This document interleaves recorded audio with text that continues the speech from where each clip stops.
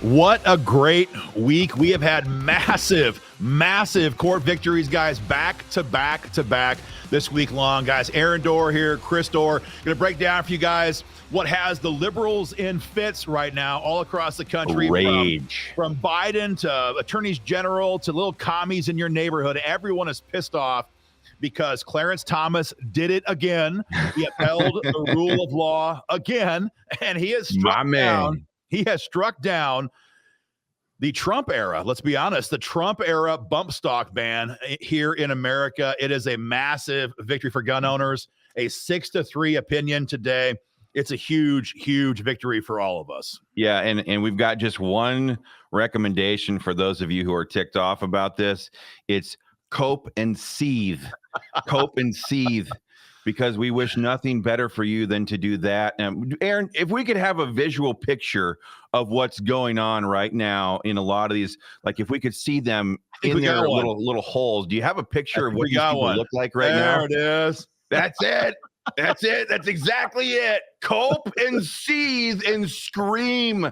They don't do it very well. Because your attempts to try to pass gun control through executive fiat and rather than going through Congress just got a total slap by Judge Clarence Thomas, my brother from another mother. That's right. And we're going to take you guys through that right now. I've been getting text messages from legislators all over America for the last couple of the last 2 hours. One of them said, "I'm so happy I could cry right now." And yes, thankfully it was a woman. I'm about teared up myself. So, Aaron, why don't you kind of bring us into this 6-3 decision by the majority court? Well, first of all, it's just such a cool thing to have a 6-3 opinion. I mean, for our entire lives up until a couple of years ago, it was always 5-4 if you won it all. And so now to have 6-3 is a phenomenal thing. Could not be happier. Well, I could be happier. 7-2 was better than 6-3, but we'll see. Cool. We'll see what the future holds. But I think that the main takeaway here for anybody watching this is not to forget what this is ultimately about. It's not ultimately about the bump stocks, and frankly, it never has been. The bump stock issue, the pistol brace issue, all of these are the outworking of the National Firearms Act, a corrupt, tyrannical piece of gun control that was passed a long time ago. And the National Firearms Act is not settled law. It's like a shoebox. And so whenever Biden wants to ban some new accessory, he just opens up the lid of the NFA and he tosses in your bump stock and he slams the lid shut. And tells the ATF, all right, boys, go out there and enforce this and arrest those SOB patriots who have a pistol brace in this case or bump stocks in this case. That's cool. That's actually a really good point that not a lot of people talk about is that they don't ever just pass straight up gun control bills. They pass gun control framework bills. And anybody who listened to Biden just the other day, he talked about it at his Gun Sense University address to the Lion Commie Mommy Brigade that there's so much work they have to do now to build on and expand the Bipartisan Safer Communities Act. So, yeah, good point. So this is just an expandable framework, which the NFA was, and the pistol brace, or in this case, bump stock issue, is the latest victim of this, or it was until this morning. And so what they did was simply say, well, this item is now controlled by the National Firearms Act. It's same as a machine gun. And so you'd have to go through those processes. And if you had one, you were under orders as of, I think it was January of last year, Chris, or March of last year, to surrender it. Or no, I'm confusing with pistol braces. I'm sorry. Yeah, I was gonna say that's pistol braces. Bump stocks have been or face 10 years in prison, 10 years in prison and a massive fine. And those days are gone. And Clarence Thomas had a very awesome opinion. I read the whole thing word for word a little bit ago. So did you, Chris. 20 pages of freedom on text. And what was hilarious to me was that Clarence Thomas didn't even have to use the big arguments. He didn't even have to say, you guys bypassed Congress. You mandated gun control by fiat. That's tyranny.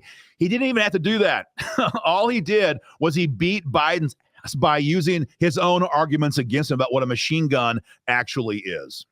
That's actually one of the most satisfying things about this whole ruling. And we're big believers in this here at the American Firearms, whatever platform you're watching this on right now, quite frankly, at using the enemy's rules against them, forcing them to live under their own rules. And that's exactly what he did here. Aaron, you've read the whole thing. And yeah, we have some and phenomenal quotes. I mean, for those who don't know what a bump stock is, it attaches to the back of your rifle and it allows your body to kind of harness the energy of the recoil, and it allows the gun to function at a faster rate. But the media wants you to believe that it's an absolute machine gun. If you've ever used one, you know it's not really that way, because your supporting hand has to hold that rifle forearm just right. Too much pressure, it doesn't work. Not enough, the gun jams. It doesn't work reliably.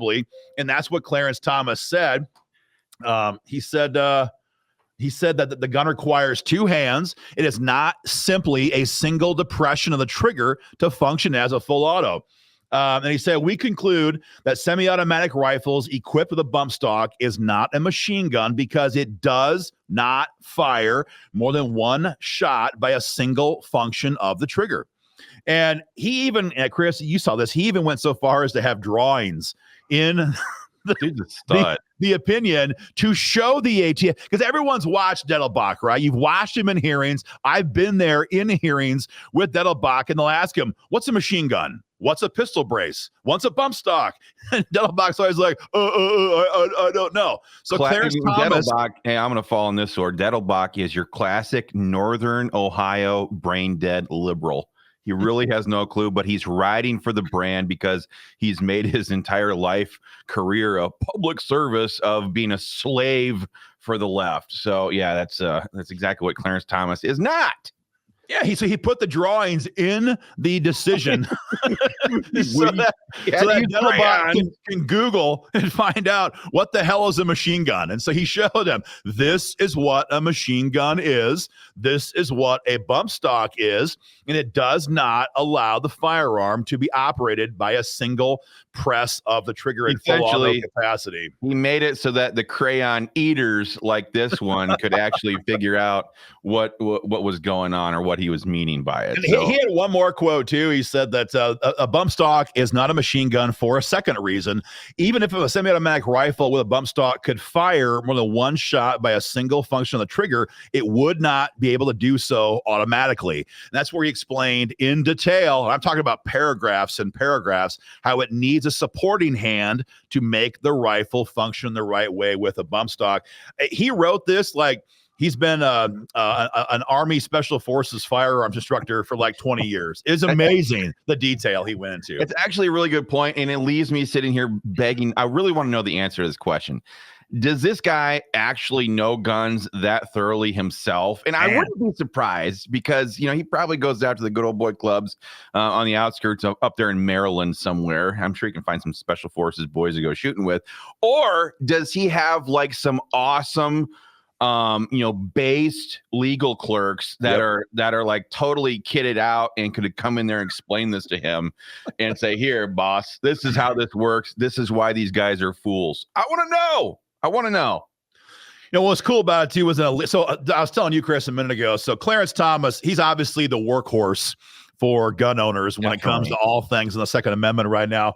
But Justice Alito, the dude cracks me up. Justice Alito cracks me up. I shouldn't call him dude, because he has a half a page opinion where he pretty much is like, yeah, all that he said. Oh, yeah. And then he has a very good shot across the bow of today's Democrat Party and the rhino backstabbing traitors who want to ban bump stocks. He says there's a simple remedy for the disparate treatment of bump stocks and machine guns. Congress, this is genius. Wait for it. Congress can simply amend the law. And he says, and perhaps would have done so already if the ATF had stuck with its earlier interpretations of bump stocks. Now the situation has been made clear by us, he's saying, Congress can act. So Alito is being very clear. He's like, hey, if you commies, if you gun-grabbing tyrants, if you want to ban bump stocks, then have the balls to do it on the floor of Congress. Take the roll call vote so the American people can hold you accountable if you want to vote for tyranny. And they don't have the balls to do that right now. And what I also enjoyed about this very thoroughly, even though she's dead, was this was all very predictable. It was even predictable to then alive, not unalive, Senator Dianne Feinstein. She had said something to the effect that that the NRA's lawyers were going to have a field day with this because it was hinged on a dubious analysis, and that the ATF lacked the statutory authority to prohibit bump stocks in the first place. So even some of the hardcore radical lefties on the other side could see what was happening here, the dangers of the path that they were pursuing. But I think this all is part of the left, or was part of the left's strategy to throw so much crap at the wall, to see how much it could, to see how much could stick, so that they could then start building on that with successive attempts like the ATF's pistol brace ruling and things like that. So this really cost them a lot. And let's not forget, and I'll just go there and say this because not a lot of people are willing to say this, but let's just not forget that this thing was never used in an actual thing anyway. It was never used by the never seen any proof anyway. It's never been proven that this was used by anybody. So don't let that cow, Letitia James or whatever her name is, don't let her sit there and try to say stuff that to try to make these claims. Don't let anybody claim that this was used in some kind of a previous crime, because it's never been proven to be the case. And just don't forget then, folks, the next time there's a shooting somewhere, the next time some president on the left, on the right, whatever, tries to then point to an accessory and say, we have to ban this, that is absolutely the wrong approach to take. That is the definition of tyranny, of bypassing Congress and mandating gun control through executive order. Thank God this Supreme Court could shut this down. And it took years. This happened in 2017. It's been, it's been about 7 years, but never forget that that Clarence Thomas took 7 years to get here, but they took care of it, thank God. And literally, thank God. There's a Bible verse that comes to mind here, and I was trying to find it a minute ago, Chris, as we were talking. I think it's Proverbs 29:2. When the righteous increase, the people rejoice. When the wicked rule, the people groan. And we have groaned in this country for a long time, and we're by no means out of the woods. I'm not trying to imply that. No. But so often we get victories like this, and when that happens, we should all be very thankful for that kind of grace. But Chris, that wasn't the only massive gun victory in court this week. We have a second one. Before we move on to the next one, I wanted to talk about one thing here really quickly, and that is, this is the case at the federal level. Bump stocks are no longer illegal at the federal level, but there are many states that have passed their own state level version of a bump stock ban. And if you live in one of those states like California, I think Washington, Illinois, New York, New York State. Yeah, a lot of these states, Illinois, they might still have these things in place. And so for those of you who were comfortable being a felon under this federal ATF rule, maybe the load has lightened a little bit, but that does not mean you're out of the woods at your state level. And be aware, these people will absolutely persecute you and prosecute you. If they have an ATF agent or one of their state law enforcement agents show up at your local shooting range and they see you out there bumping off a couple drums worth of celebratory 5.56 right now. So just keep that in mind.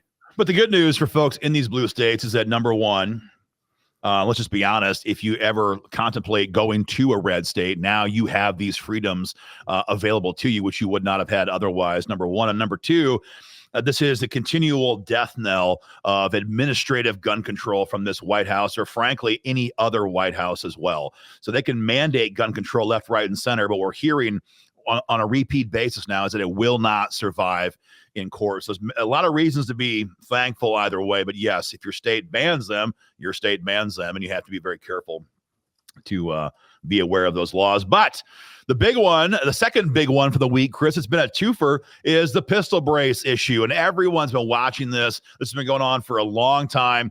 All of our state groups and American Firearms Association have been an amicus brief on this case. And awesome news out of the Texas district courts today. Last week, the judge's name is Matthew Kaczmarek. And if you ever want a fun little ride, like hop on YouTube and just type in Matthew Kaczmarek, a video search, and watch how much the left has hated this guy before he issued this opinion. But for those who know, we're talking about a pistol brace is identical in the way it looks with a normal AR-15 buttstock. You cannot tell them apart from 5 feet away, and it functions similarly, but the ultimate design is to make it easy for those who lack upper body strength, or those who are disabled, those who are military veterans who have literally lost limbs, as was the case of one of the people in this case, to more easily stabilize an AR pistol. That's what it is. Functionally, it looks like anything else. And so the idea that the ATF has no problem with a buttstock for a rifle, but suddenly wants to ban pistol braces, was always stupid. And when we were in hearings with the ATF, Chris, we had Congressman Massey hold up a buttstock and a pistol brace. And he asked Dumb Dettelbach, which one is which? And I don't know. So great news. This law, it was never a law. This order has been totally blocked. It has no authority. It is not effective by the ATF any longer. The issue came down 2 days ago. The case is Brito versus ATF. And for those who've been watching this case, it's already been dealt with at district court level, and it was actually upheld there. It then went to the circuit court level in the 5th, and everyone knows that these days in America, the 5th Circuit is the pro-gun circuit in the country for gun control rules. Yeah, and so the 5th took an approach on this and said, look, frickin' Biden and ATF cannot mandate gun control by fiat. Specifically, it said it violated the Administrative Procedures Act, which is to say that you can't make law by rulemaking. There has to be an actual law passed in Congress to be able to do this. And so the 5th destroyed it already. They then said, hey, Judge Kaczmarek, now that we've just like toppled the entire authority structure of the pistol brace ban, go back and review it and see if anything else still stands. And no surprise, Kaczmarek is like, nope, this entire thing is out. It is done. It cannot be enforced. Biden can kiss our butt. Now, they will likely, potentially be able to appeal this. Well, I was just gonna ask you that. Are they going to do that now? Because my gosh, or maybe they're masochistic. Maybe they like getting their ass beaten or something by the court. I don't know. They could appeal. I mean, you've now got conflicting opinions, and so they may appeal it now. They've got their butt kicked in the district court and now in circuit court, so they may appeal to the Supreme Court. But man, these guys are on a losing streak, and it's not going to end anytime soon. So we will have to see. But for the time being, the pistol brace ban from the feds is absolutely blocked. It is no longer in effect. And not a lot of states have passed a pistol brace ban. I think very few, as in maybe none, have actually passed a pistol brace ban. Not that I know of. A lot of the blue states have passed the bump stock ban, but I think a lot of them were waiting to see what was going to happen with the bump stock ban to decide, are we going to waste our time in banning pistol braces? They might try and do it now in light of this decision from the courts, but for the time being, this thing is over. So two major victories. Yeah, I would also just throw this out there because we saw this in July of 2022. Make no mistake about this, the left is not going to take this as a loss and then just proceed to go on with their lives. Like, they never ever do that. So in 2022, when we saw Roe v. Wade get struck down immediately, and I was actually there in D.C. when this happened, but you had people like that U.S. senator from Massachusetts. I forget what his name is. It's not Chris Murphy. It's the other one, or maybe he's from Connecticut. Anyway, the left instantly got up there, and they were using that loss of theirs on that issue to immediately demand court packing. So that's exactly what I anticipate. That's going to be a huge result of what we're seeing right now. They're going to want to expand the court from 9 to 13. I doubt they would go 11. 13. No, it's 13. 15. They have bills already filed. They already have bills filed. Okay. Yeah. So that's the natural course of action for them here is to go in that direction. And of course, they will absolutely try to make gun control a massive issue in the upcoming presidential elections as well. So, they want to add 100 district court judges as well. That's already in legislation proposed in Congress. And they want to go from 9 to 13 because going from 9 to 11 doesn't fix their problem. That's not enough. That's back to a 5 to 4 court, I believe. It'd be on that split.